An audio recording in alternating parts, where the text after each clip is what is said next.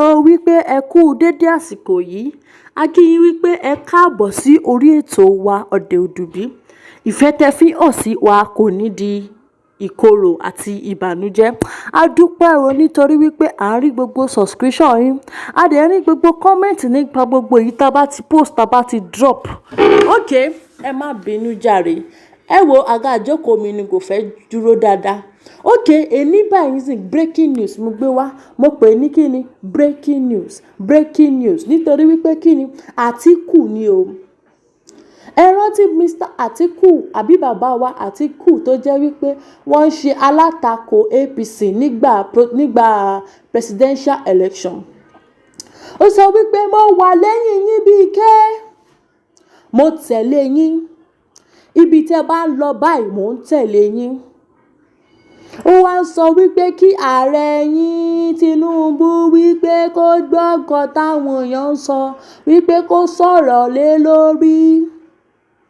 Former Vice President Atiku Abubakar ó ti sọ wípé òun máa tẹ̀lé wa, wípé ìyà tiwa ìyà tòun náà ni, wípé àwọn ìjọba àbàyéjẹ́ tó ń ṣe yìí, wípé tó bá yẹ pé òun ló wà ń bẹ̀ gbogbo ìyà tá à ń jẹ yìí àbá má jẹ́.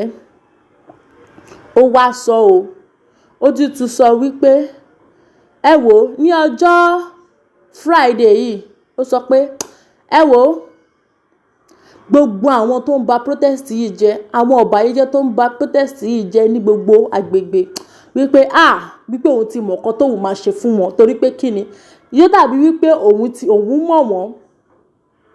Ó ní àwọn hoodlums, àwọn tó ń ba protest jẹ́, tó lọ ń jalè, tó ń pààyàn, tó ń dáná sun mọ́tò, wípé òun mọ̀ wọ́n, wípé òun dẹ̀ máa ṣe kíni, òun máa ti ọwọ́ ọmọ wọn báṣọ.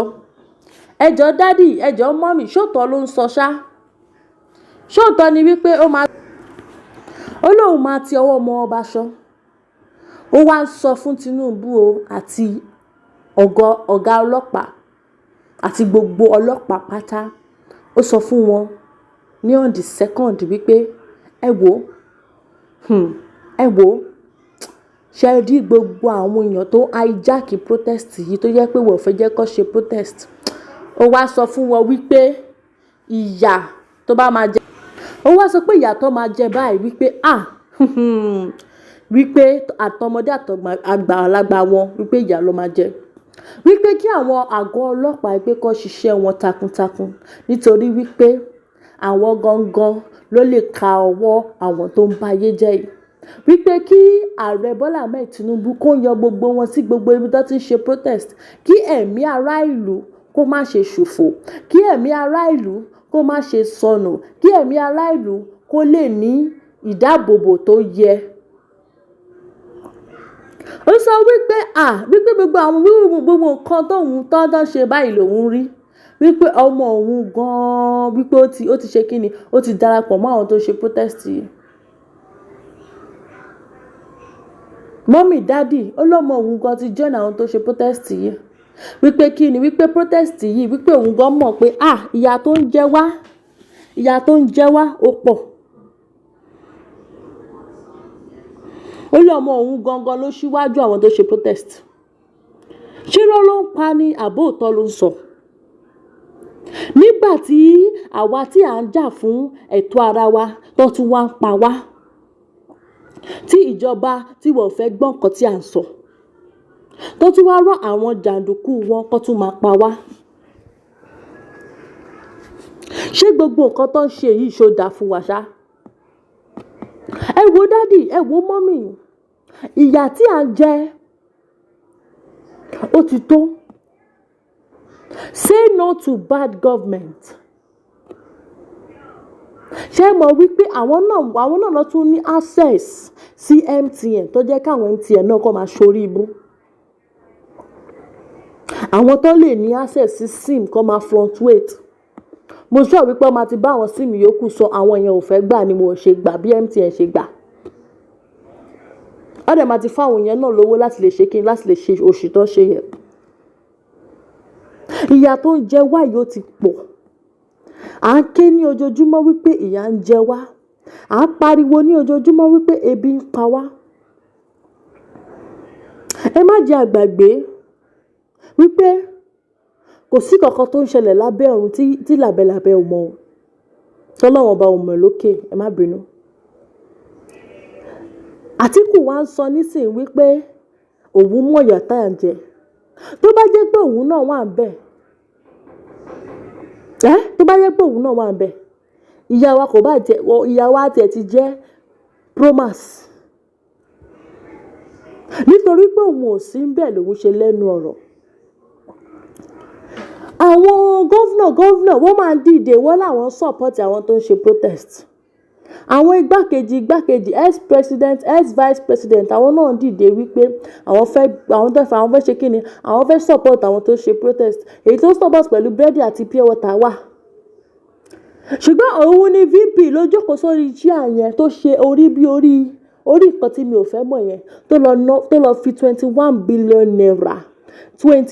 billion naira tó lọ fi tún rí ẹ̀ ṣe. Ilé tó yẹ pé Tinubu bá bí Ọlọ́run ọba báyìí, ó máa dàwó ni.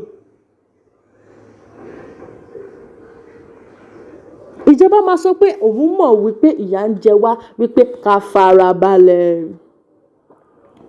A ti farabalẹ̀ láti ìgbà tó ti wọlé sídìsín, ó dé ìsọ pé ká tún ṣe kíni, ká tún máa farabalẹ̀. Ó wá dàbí wípé ẹ mọ̀ pé ìyà ń jẹ wá, ẹ lè ràn wá lọ́wọ́, ẹ tún wá sọ fún wọn wípé kíni, ká tún farabalẹ̀. Ẹ wo daddy, ẹ wo mommy, ẹ wo brother, ẹ wo sister. Ẹ má gbàgbé o wípé Ọlọ́run ọba tó wà lókè á ṣe ìsọ fún oníkálukú. Ẹ fi wọ́n lẹ̀ kí wọ́n máa bára wọn jà. Àmọ̀tá, àmọ̀ èyí tí yóò jẹ́ ọ̀tá, àdẹ̀mọ̀ èyí tó ṣe kíni tó support wa. Ẹ jẹ́ ká máa jà fún ẹ̀tọ́ wa lọ. Àwọn tó sọ pé wọ́n support wa, àwọn tó ṣe bí wípé wọ́n ń jà lójú wa, lẹ́yìn wa wọ́n máa ń ṣèpàdé, lẹ́yìn wa ọjọ́ máa ń fi ọ̀rọ̀ àwọn ọmọ Nàìjíríà wọ́n máa fi ń rẹ́rìn-ín ni, wọ́n dẹ̀ máa jẹ nǹkan tó máa jẹ, wọ́n dẹ̀ máa bára wọn sọ̀rọ̀, tún máa ṣeré pa, ọmọ wa bọ́ síta, ọmọ wa dàbí wípé wọ́n ń bára wọn jà, ọmọ wa jẹ́ ká dàbí ọ̀dẹ̀. Gbogbo eléyìí tó ń ṣe yìí, wọ́n fẹ́ máa tako ara wọn torí pé kíni, political party ọ̀tọ̀ọ̀tọ̀ ni wọ́n. Gbogbo eléyìí tó ti ń ṣe yìí kò kàn wá torí pé kíni, àwa fẹ́ gba òmìnira wa, àwa fẹ́ di one Yorùbá nation. Àtàtíkù àti Tinubu, a mọ̀ wípé ẹ̀ ń pàdé ara yín. Kò ń ṣe dandan kí wá máa ṣe bí wípé ẹ kórìíra ara yín torí pé kíni, àwọn ọmọ Nàìjíríà àgbọ́n. A dẹ̀ ṣe kíni, nǹkan tá fẹ́ òun ni Tinubu máa ṣe fún wa.